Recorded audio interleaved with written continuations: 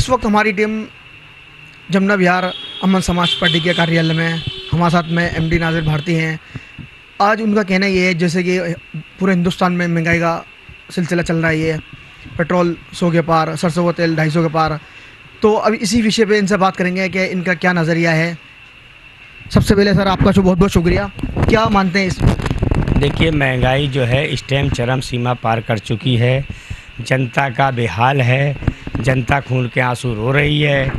अब बताइए, मोदी सरकार कोई बात हिटलर सरकार सुनने को तैयार नहीं है।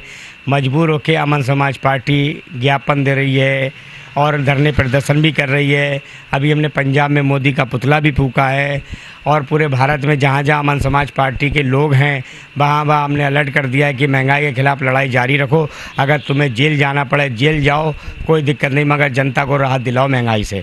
देखिए, अब पेट्रोल की बात करते हैं, 100 के पार है, 108-10 रुपये बिक रहा है।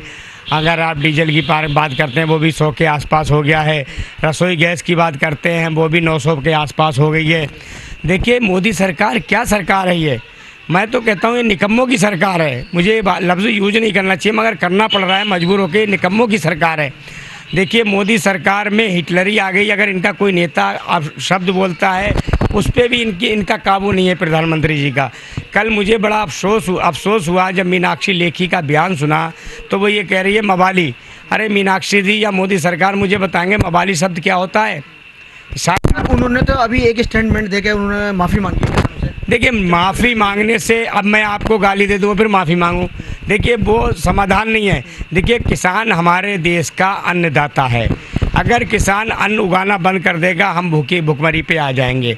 देखिए, किसान की हमें इज्जत करनी चाहिए, किसान का सम्मान करना चाहिए।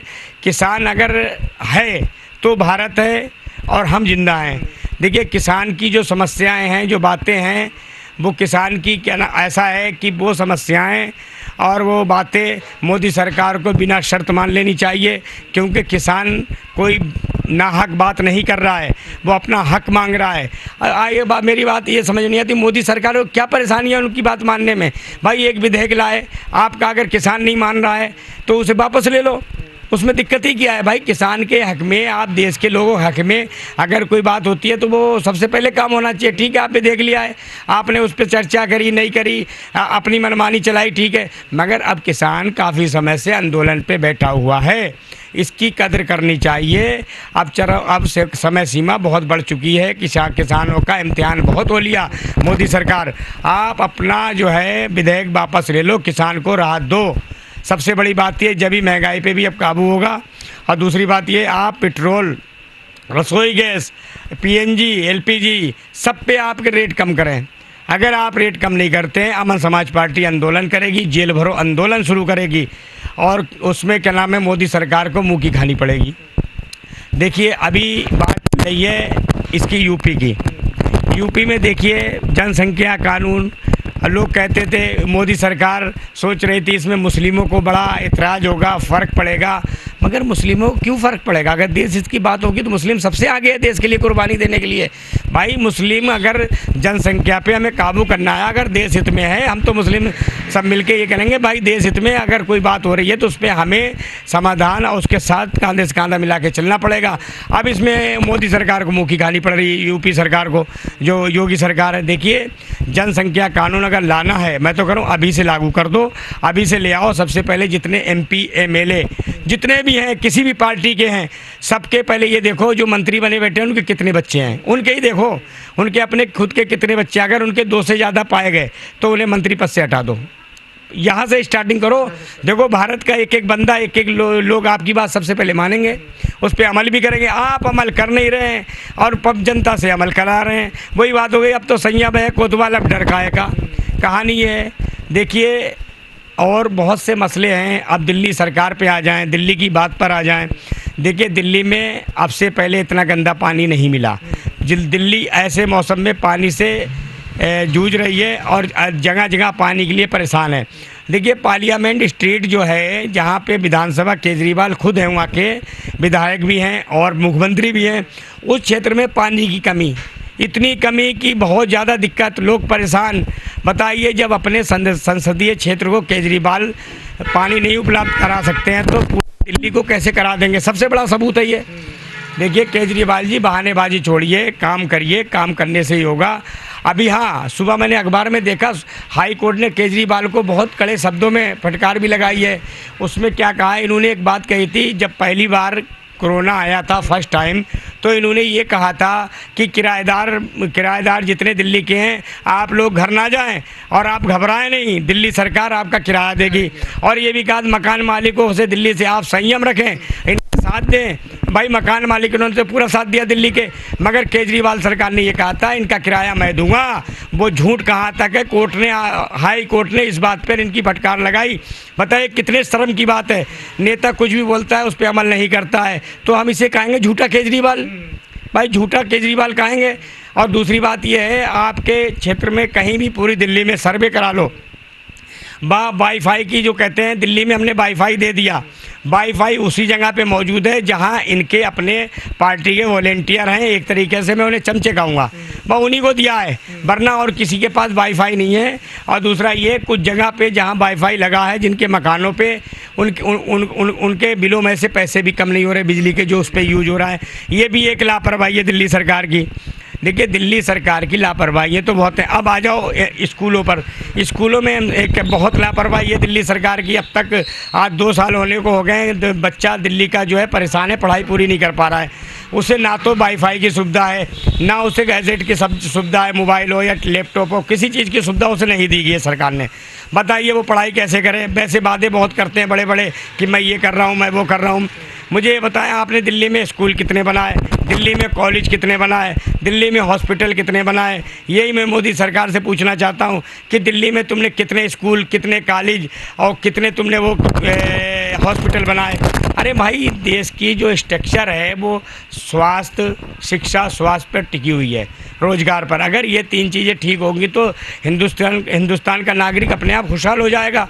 देखिए मोदी सरकार और दिल्ली सरकार दोनों आरएसएस की देन है।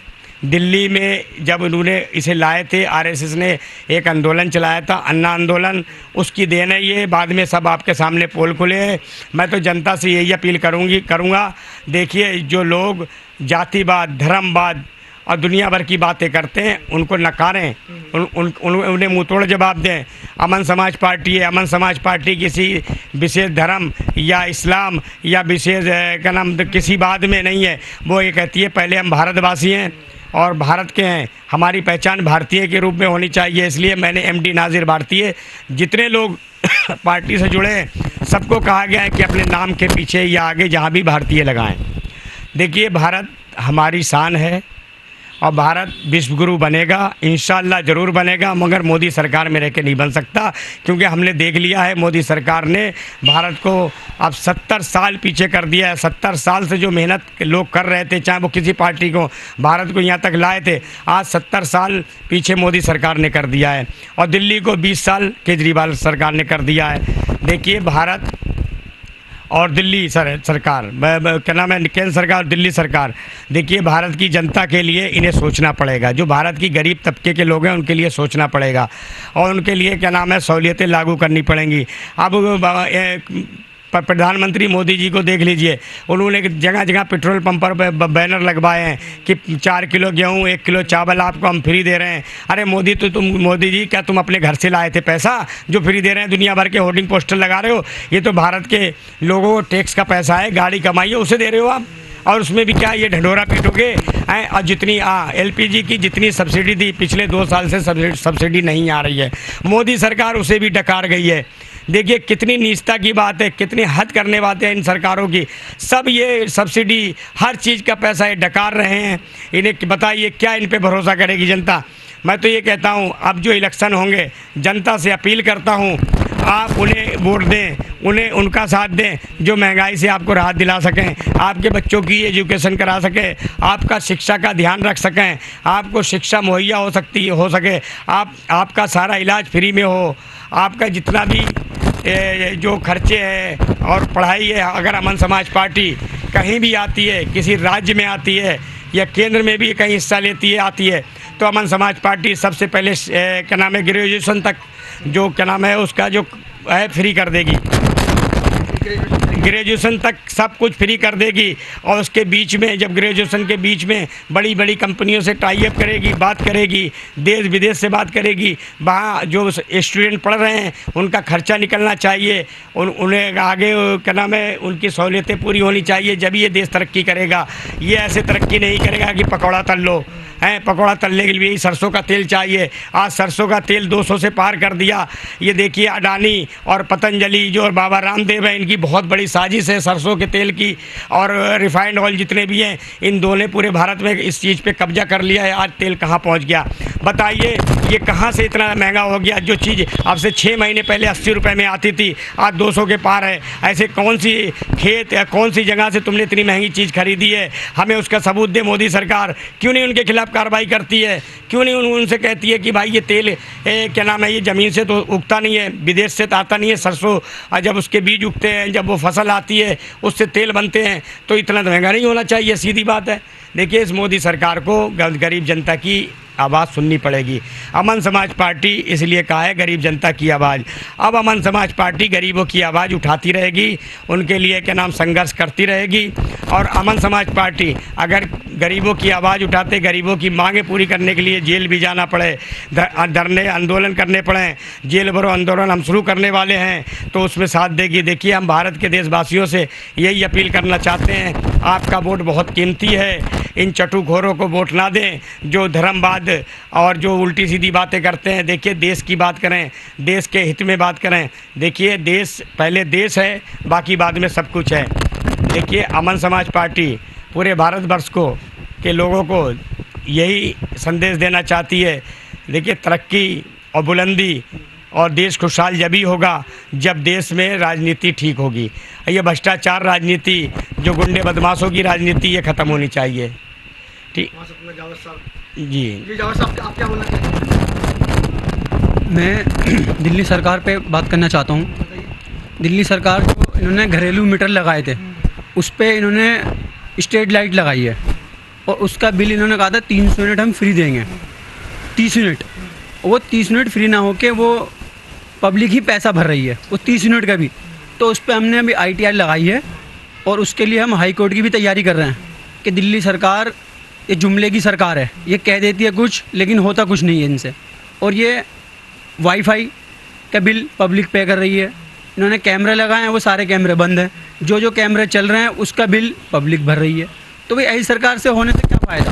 वाईफाई का जो बिल का चार्ज है, वो तो जिसके प्रॉपर्टी पे लगेगा, तो 50 यूनिट उसकी प्रॉपर्टी पे जो मीटर होगा उसमें नहीं, वो ऐसा नहीं हो रहा। आपके चैनल से माध्यम से कहना चाहता हूँ, उसी बात की लड़ाई है हमारी अमन समाज पार्टी की, कि इन्होंने कहा था 50 यूनिट देंगे, और स्ट्रीट लाइट वालों को 30 यूनिट देंगे, और कैमरे वालों को भी 25 यूनिट देंगे, लेकिन ऐसा कुछ भी नहीं हो रहा है।